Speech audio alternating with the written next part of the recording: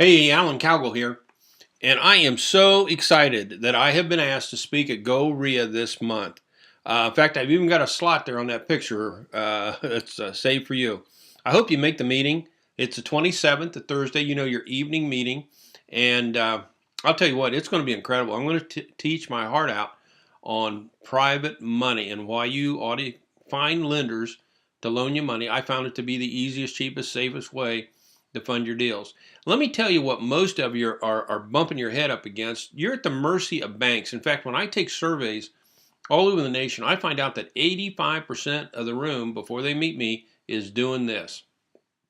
And I think it's a sad situation. Let's take a stark look at reality here on what's going on. I'll spend a little bit more time on this at the meeting. Number one is you can lose some of the best deals because somebody comes along and buys it out for all cash away from you. Probably somebody that uses my techniques on getting private money. Get that money down. My bank wanted 20% down, and that's a showstopper for many of you. That $100,000 loan, that's $20,000 you got to cough up because the bank doesn't want to go in at 100%.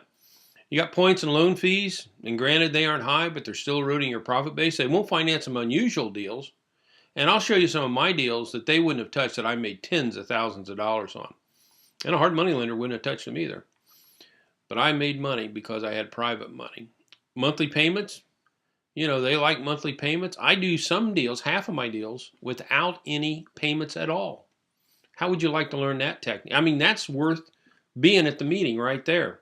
Learn how to do deals. There's 3 ways I pay my lenders. I will share those with you at the event. They take time. I wanted to buy a duplex. Place appraised okay, credit's okay. It took the bank 4.5 months to make up their mind. Is that crazy? 4.5 months. I could have lost the deal. Today I'm getting an offer accepted on a Monday and own the property on a Friday. Would you rather live in that world?